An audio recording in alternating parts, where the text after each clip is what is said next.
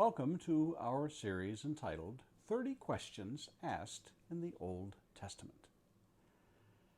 In our 30-day series, we will be examining questions that are asked in the Old Testament.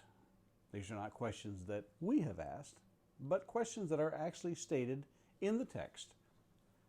Some are asked by individuals, like today's question, and many are asked by God within the text of the Old Testament. Today's question is from Job chapter 14, verse 15. If a man dies, shall he live again? I'll be reading from the book of Job, chapter 14. We'll read it in its entirety to give us a context of what he is asking. Man who is born of a woman is of few days and full of trouble. He comes out like a flower and withers. He flees like a shadow and continues not. And do you open your eyes on such a one and bring me into judgment with you? Who can bring a clean thing out of an unclean? There is not one. Since his days are determined and the number of his months is with you, and you have appointed his limits that he cannot pass. Look away from him and leave him alone, that he may enjoy like a hired hand his day. For there is hope for a tree, if it be cut down, that it will sprout again, and that its shoots will not cease. Though its roots grow old in the earth, and its stump die in the soil, yet at the scent of water it will bud, and put out branches like a young plant. But a man dies and is laid low. Man breathes his last, and where is he? As waters fail from a lake and a river wastes away and dries up, so a man lies down and rises not again, till the heavens are no more. He will not awake or be roused out of his sleep.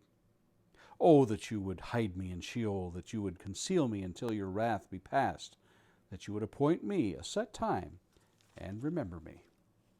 If a man dies, shall he live again?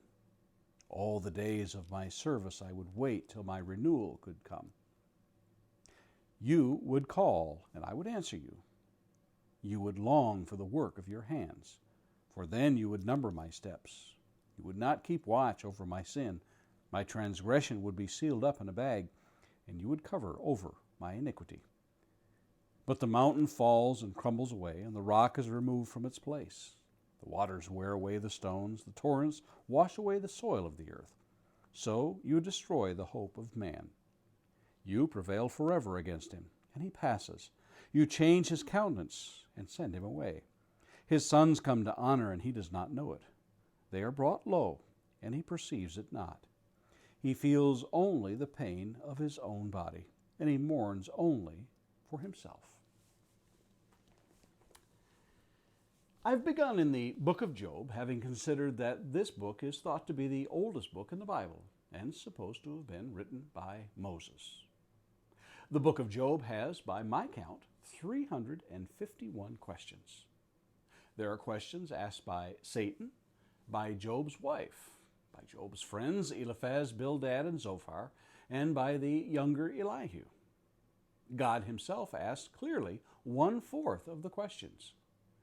But by far, the majority of questions are asked by Job. Some of the most challenging questions that can be posed are found here in Job.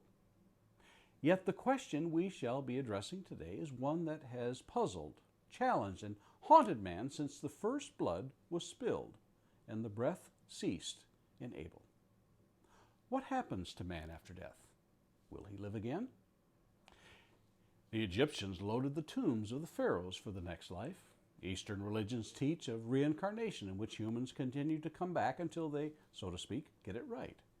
I know that is oversimplifying the concept. Some cultures believe that the spirit of the deceased one lingers and guides loved ones. Time and space won't allow to look at the many, many ideas of our world today of what happens after death, and if there is an afterlife. But since this is a question asked in the Bible, we shall consider it in the context of the Bible. The short answer is yes. If a person dies, they will live again. There are many, many stories of people who believe that they were alive in the past in another person. Did you ever notice how they are usually famous or of royalty? Some have claims of dying and going to heaven and coming back to tell the story. Again, too many to recount. But this question isn't about near-death experiences. It is about the finality of this life and what awaits after. The most concise answer given was by Jesus. Since he was the Son of God and God in the flesh, then we shall consider him to be the final word on the subject. Jesus is questioned by the Sadducees, a sect of Jews in the first century that did not believe in the resurrection, among other things.